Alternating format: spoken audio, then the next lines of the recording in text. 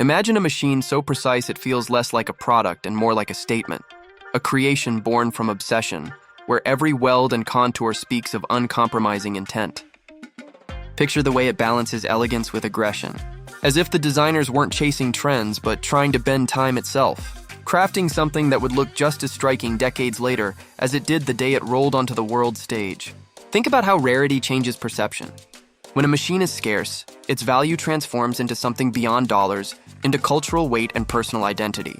Now consider how performance bred for competition translates into everyday fascination, creating an aura that makes collectors and enthusiasts chase it long after production stopped. This isn't just nostalgia, it's proof that some icons never fade, only grow stronger in the imagination. By the end, you'll see why one name continues to climb in prestige and price year after year, and why its story refuses to be boxed in as just another piece of history. If you enjoy deep dives like this, make sure to like, subscribe, and comment which machine you'd like to see next. The Honda RC30, produced from 1987 to 1990, began its life not as a typical motorcycle project, but as a carefully orchestrated statement of intent from Honda's racing division, a showcase of what the company could do when it chose to ignore mass-market compromises. At a glance, the RC30 looked like a superbike designed for the showroom, but behind its sleek fairings was an engineering strategy aimed squarely at the racetrack. The project existed because racing homologation rules demanded a street version if Honda wanted to dominate the new World Superbike Championship, and Honda was determined to win with a machine that reflected the same obsessive philosophy it had taken to endurance racing. While rivals looked for balance between cost and competition, Honda chose to hand-build the RC30 in low numbers, giving it exotic features that no other showroom bike could match. This was not simply a motorcycle to sell. It was a bridge between engineering artistry and race-winning necessity, a bridge that would shape how enthusiasts and collectors judged motorcycles for decades. To understand why the RC30 matters so much, we need to step back to the environment that produced it, the culture of the late 1980s, and Honda's unrelenting pursuit of technical dominance. The mid-1980s motorcycle landscape was shifting rapidly. Performance had been climbing steadily since the late 1970s, with leader-class machines chasing top-speed records and becoming faster than most riders could fully exploit on public roads.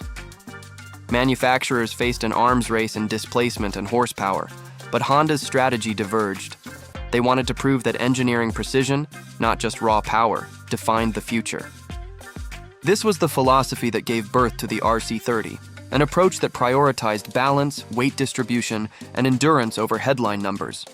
It's worth remembering that in this era, superbike racing was becoming a global stage, and the rules required homologation specials. That meant if a manufacturer wanted to dominate, they had to put a road-going version of their race bike in the hands of the public. Honda wasn't interested in building something that was merely competitive. They wanted a machine that was untouchable, a motorcycle that would serve as rolling proof of their technical superiority. The RC30's design intent reflected this mindset from the very beginning. The bike's V4 engine wasn't chosen because it was the easiest solution, but because it represented the most advanced platform Honda had for endurance racing. To make it competitive on the track and reliable enough for the road, engineers filled it with exotic materials usually reserved for full factory race bikes. Titanium connecting rods, gear-driven camshafts, and lightweight internals that allowed it to rev freely and withstand punishing conditions. This was the essence of the RC30's character. It was never built to be affordable or accessible. It was built to be bulletproof, precise, and deeply tied to racing DNA. These were not normal features for a showroom motorcycle, and they explained why the price tag at launch, around $15,000 to $30,000 depending on the market, was staggering for the time. Buyers weren't just paying for a bike, they were paying for access to Honda's cutting-edge engineering. A slice of the factory racing program distilled into a street machine. Culturally, the RC30 also arrived at a moment when sport bike identity was evolving. Riders wanted more than straight-line speed. They wanted machines that looked and felt like the racers they admired on television. The RC30 delivered on that desire with a design that mirrored Honda's endurance race bikes almost piece for piece. The fairing lines were sculpted for aerodynamics. The aluminum frame was designed to keep weight low and rigidity high. And even the single-sided swing arm, unusual at the time, was lifted directly from racing for quicker wheel changes. Every detail reinforced the message. This was not a compromise machine. For enthusiasts who managed to get their hands on one, Owning the RC30 meant being part of an elite circle, not because of price alone, but because of what the machine represented. Pure engineering ambition made tangible. But ambition came with trade-offs. Because the RC30 was hand-built in low numbers, only a few thousand units worldwide over its entire production run, supply was always constrained. Honda built them in batches at their Hamamatsu factory, and the level of attention to detail was extraordinary. That scarcity, combined with its racing pedigree, made it an instant collector's piece even before production ended. For owners in the late 1980s, this exclusivity had a practical reality too. The RC30 was not an everyday motorcycle. Its ergonomics were aggressive, the ride stiff, and maintenance expensive. Honda never intended it as a commuter. It was a homologation bike, one that demanded both respect and resources from its riders. This was the trade-off for buying into the racing DNA, an exotic ownership experience that rewarded passion over practicality. What makes the RC30's origin so fascinating is how deliberately Honda crafted it to serve both competition and culture. Unlike many machines that stumble into legend by accident, the RC30 was engineered to be iconic from the very beginning. Its purpose was to dominate racing, and its secondary effect was to reshape the perception of what a sport bike could be in the showroom. For buyers and enthusiasts, it represented proof that motorcycles could be engineered with the same care as fine instruments, blending racing intent with road-going form. And as we'll see, the reception it received from riders, racers, and collectors would only deepen its status. Which brings us to the next chapter: how the RC30 was judged by the world once it left the factory and entered the arena of competition, the market, and the streets. The Honda RC30, sold from 1987 to 1990, entered the world with expectations higher than almost any motorcycle before it. And from the moment it appeared in showrooms, reactions revealed the unusual tension between engineering brilliance and consumer reality. On the one hand, enthusiasts marveled at its exotic hardware and race-derived features. On the other hand, the price tag placed it out of reach for most buyers. At the time, a regular leader-class sport bike cost significantly less, meaning that the RC30 appealed only to a small circle of committed riders and collectors. Yet in hindsight, this exclusivity turned out to be one of the strongest elements of its market identity. Scarcity not only elevated the RC30's reputation, but also positioned it as a benchmark against which other motorcycles would be judged for decades. This interplay between rarity and recognition defined how the RC30 was received across racing paddocks and garage floors alike. Motorsport was where the RC30 proved its worth most dramatically. Honda built the bike specifically to dominate the newly established World Superbike Championship, and within its first season, the RC30 validated its design intent with crushing effectiveness. Riders discovered that the V4 engine delivered a broad spread of power perfectly suited to long races, while the chassis balance made it more controllable at high speeds than many of its rivals. These qualities translated into victories on circuits around the world, giving the RC30 an aura of inevitability. It didn't just participate in racing, it defined the era. For fans, seeing the bike win in professional hands translated directly into desire. For collectors, each trophy added to its long-term prestige. Racing wasn't just a marketing hook, it was the foundation of the RC30's lasting value. Outside the racetrack, however, the RC30's reception was more nuanced. In markets like Europe and Japan, where homologation specials were already celebrated, the RC30 quickly earned a cult following. In the United States, it remained a rare sight, partially due to limited imports and the high cost relative to other sport bikes. For most American riders, the RC30 was something to admire in magazines rather than to own. That distance ironically amplified its mystique. It became the kind of machine that enthusiasts discussed in hushed tones, comparing its specifications and race victories, even if they had never seen one in person. Scarcity wasn't a drawback, it became part of the myth, adding layers to its reputation with each passing year. Market reception also highlighted a clear divide between those who saw the RC30 as a rider's machine and those who treated it as an investment. Some owners pushed their RC30s to the limit on racetracks or twisty roads, enjoying the engineering in the way Honda intended. Others recognized early on that the limited production and competition pedigree meant the bike would likely appreciate in value, and so they treated it as an asset to preserve. Over time, this second group proved prescient.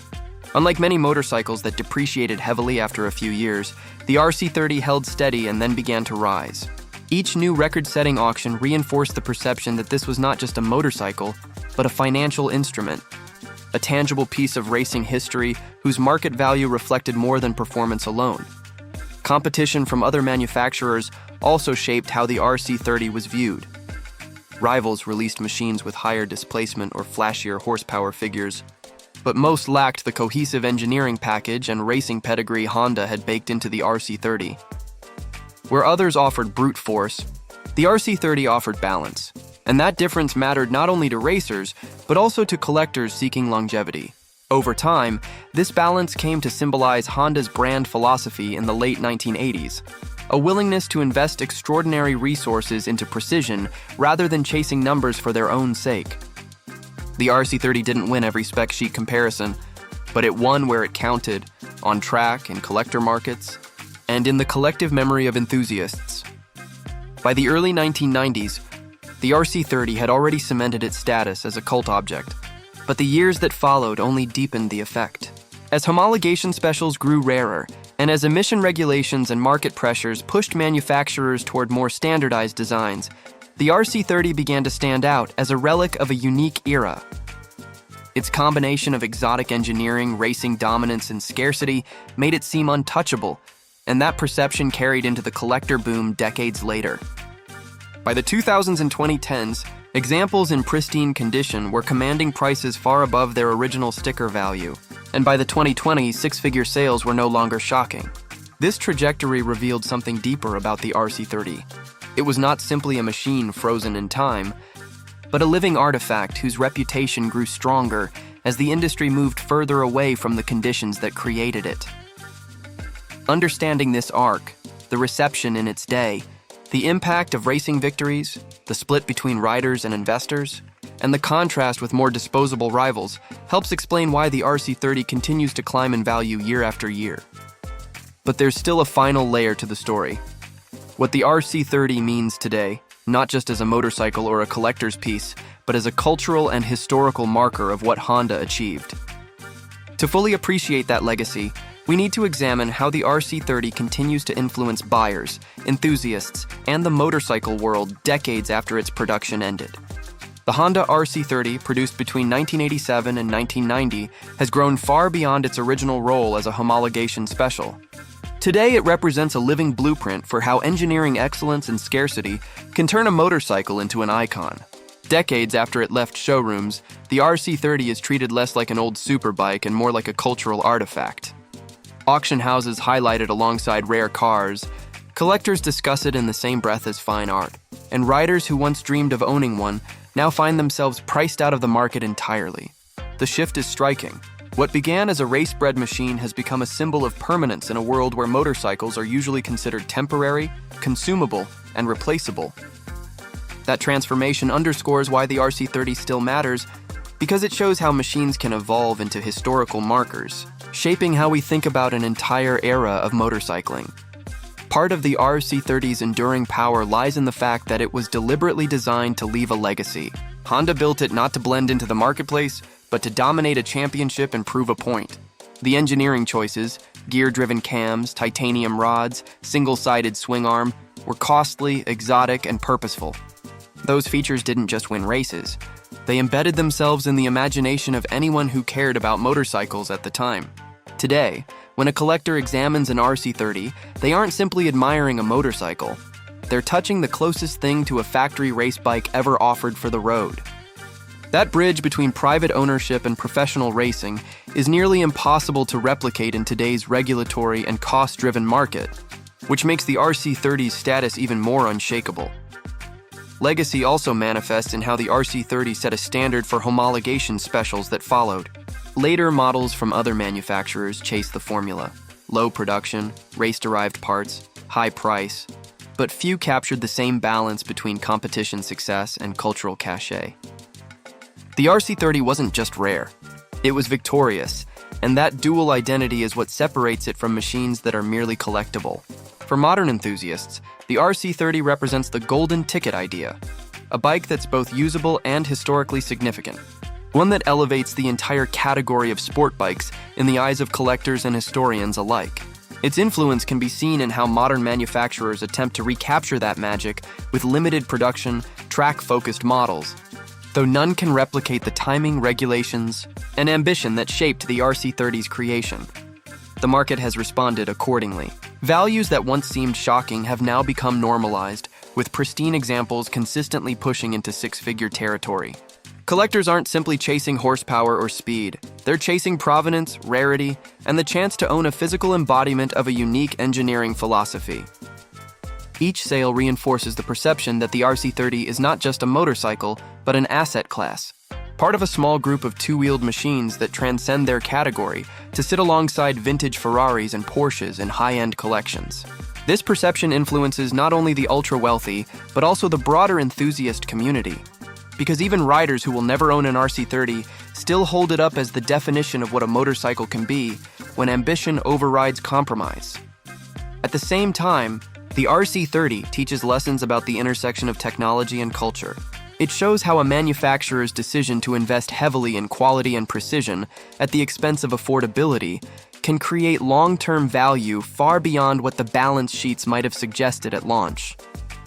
It reminds enthusiasts that engineering artistry can be timeless, that scarcity can be a virtue, and that sometimes the true measure of a machine isn't how many were sold, but how deeply it resonated with those who encountered it. In that sense, the RC30 isn't simply a story about one motorcycle. It's a reminder that the pursuit of excellence can ripple across decades. Which brings us to the closing thought. The Honda RC30's legacy isn't just about rising prices or auction headlines. It's about how a machine crafted for competition became a cultural symbol, a benchmark, and a touchstone for generations of riders and collectors. To see why those values keep climbing every year, we need to distill all of this into practical takeaways for today's enthusiasts. Because whether you're a potential buyer, a dreamer, or simply someone fascinated by motorcycle history, the RC30 has lessons to offer that reach far beyond its own time. The Honda RC30, produced from 1987 to 1990, embodies a story that stretches far beyond its racing victories or its exotic engineering. It has become a lesson in how motorcycles transition from machines to artifacts. For US viewers especially, the RC30 represents a kind of unicorn. Very few units made it to American shores, which means the ones that do appear on the market carry not just high prices, but also an aura of scarcity that magnifies demand. In the collector space, that scarcity translates into staggering values.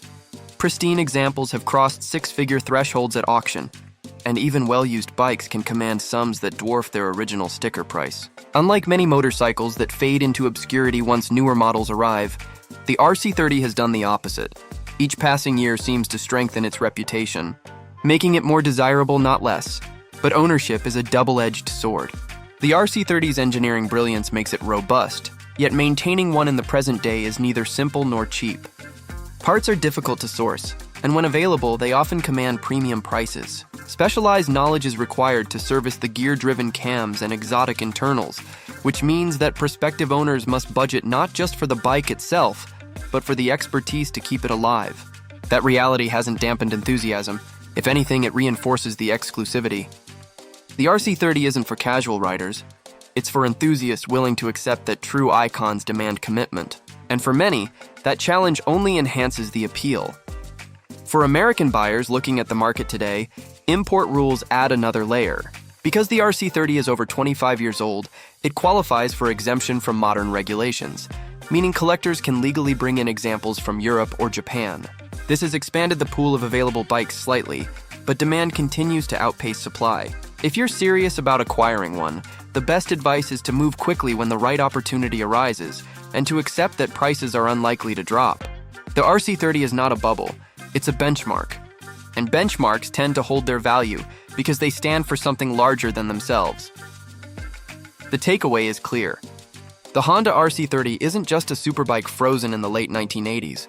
It's a machine that has grown into a cultural symbol, a piece of engineering that continues to command respect long after its racing days ended. It teaches us that scarcity and intent matter, that when a manufacturer builds something without compromise, the result can resonate for decades. For US viewers, It also highlights the reality that while not everyone will own one, understanding why the RC30 has reached such heights gives insight into how the motorcycle world values history, design, and identity. And in the end, the RC30 leaves us with a simple truth. Sometimes a motorcycle stops being a product and starts being a legend, one whose story is still being written every time a collector places a bid or a rider fires one up for the rare joy of hearing that V4 come alive.